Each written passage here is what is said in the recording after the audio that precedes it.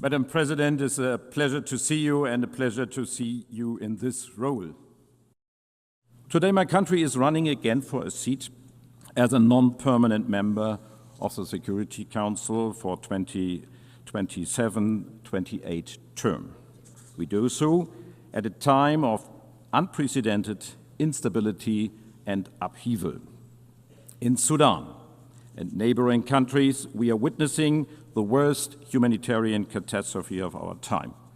Over 30 million people in need of humanitarian assistance. Over 12 million forced to flee their homes. We all need to do more to end this tragedy. The security of the entire region is on the line. The terrible war in Gaza is raging on. Hell on earth. A humanitarian nightmare as we speak. This war must end. The hostages must be released. The existence and the security of Israel will always be part of our raison d'etre. There must be a future in peace and in dignity for all in the Middle East. As we have reaffirmed in this hall this week, 2 states for 2 peoples, the only solution. I commend all those who continue to work tirelessly to find a path to peace, notably the United States of America.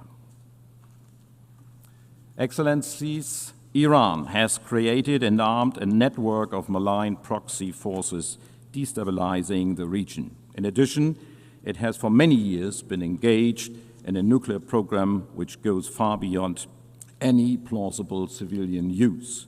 For us, it is imperative.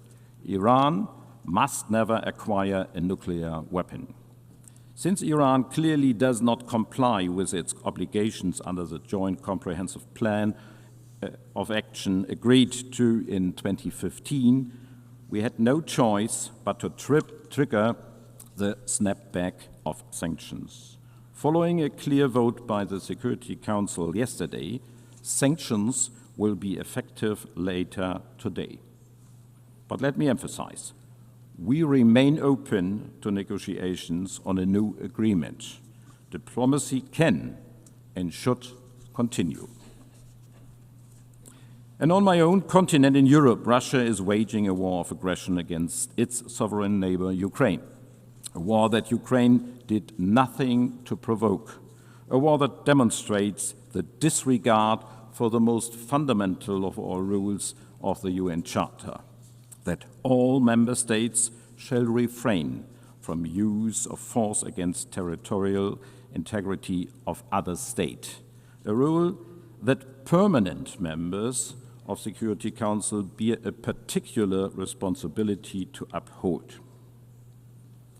And while our minds are focused on current security and humanitarian crises, we are aware that they are aggravated by the planetary crisis of pollution, climate change, and biodiversity loss, all of which threaten to bring more instability, more conflicts over resources, more lost lives and livelihoods. Through the support of UNHCR. I know firsthand the risks and the consequences of rising sea levels. And I can assure those whose safety and livelihoods are already endangered by climate change today, we are and we remain by your side. Climate justice means supporting those who are most affected, helping them adapt and address the losses they are already facing. It means significantly reducing emissions globally and keeping the 1.5-degree limit within reach. Germany will be a reliable partner in this. We stand by our target to be climate neutral by 2045. For this opportunity. But it also means we feel particularly responsible. It is out of respect for international law and human rights that Germany works towards the establishment of a special tribunal for the crimes of aggression against Ukraine. That's why we support and defend international courts. That's why we work to protect human rights defenders where they are at risk. We stand by international humanitarian law. Ladies and gentlemen, respect also means reform. After 80 years, we must make sure that our institutions represent the world as it is today. The Security Council needs additional seats, permanent and non-permanent, in order to reflect the world's actual realities. Germany is convinced that additional permanent seats must go to regions underrepresented today: Africa, Asia, and Latin America. Thank you.